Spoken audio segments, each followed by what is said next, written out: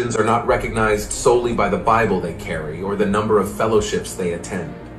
In the spiritual realm, they are distinguished by a constant radiant light, akin to a brilliant candle within their hearts, a luminous halo around their heads, or an encircling wall of fire. When a Christian walks, angels accompany them, one on their right, one on their left, and one behind, shielding them from our reach. Our only means of success is to lead them into sin, thereby creating an opening for us to infiltrate their lives. When a Christian is driving, we find they are never alone in the car, always accompanied by an angel. If only Christians comprehended the full extent of God's blessings, they would refrain from sin and live with vigilance. The making of backslidden Christians. In my Yes, that video about how Christians look like to other people, that is something I experienced for the first time when I was in my 20s.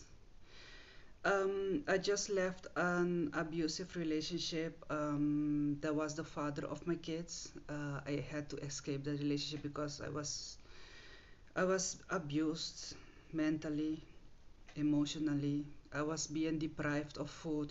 This person was forcing me to eat vegan food while, I mean, it felt like a dictatorship. I was being threatened to be thrown on the street if I don't comply to his laws and wishes. And yeah, that was abusive. I was only allowed to shower once a week because water was expensive, and that is in Great Britain.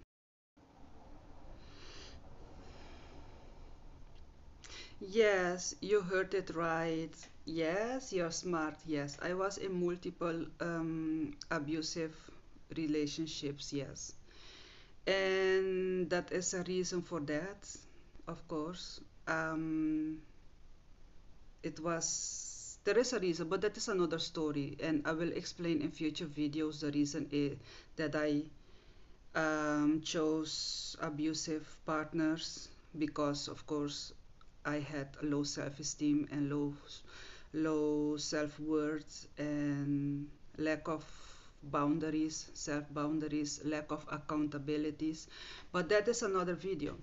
Anyway, leaving that relationship, I was homeless after leaving that, so I was pregnant, having a baby in my arms, and I was homeless.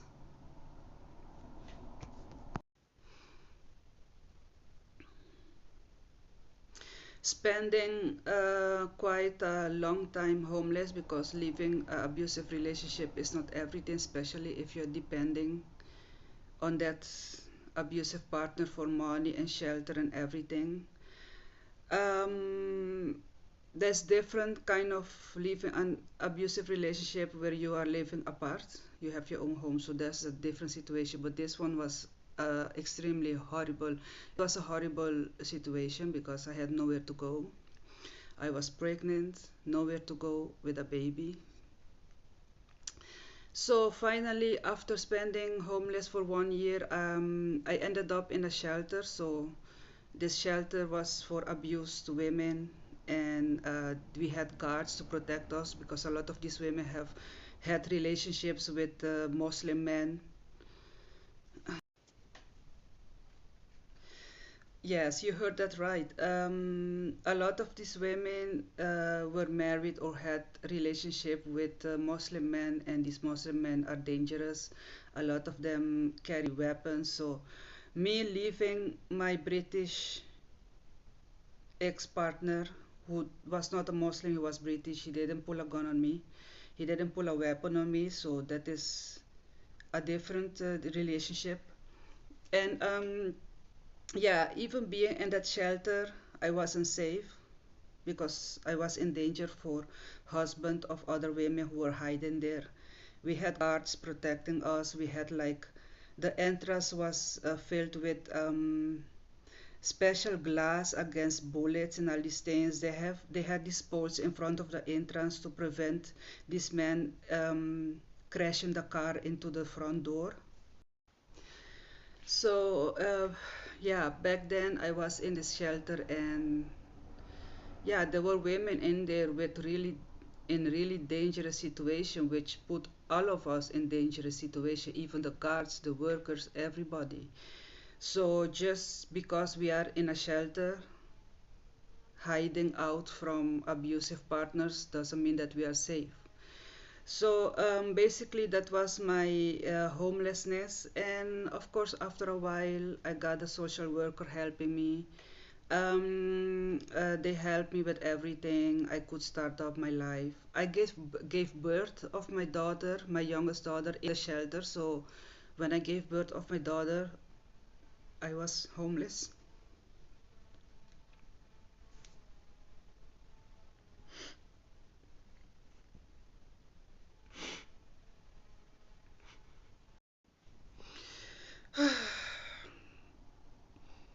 I had to pause just to have a cry because this is the first time I'm telling this story. I even told a therapist about this just the first time, but I was worried. I was afraid for the life of my daughter and me every day. Are we going to survive this shelter? Because, of course, everybody is in danger. I mean, one ex husband is crazier and more dangerous than the other one. Nobody there knew if we were going to survive or not. It was just a lucky guess. And I fear for my life every single day. And not only, for other women's husbands. That is, that is painful. And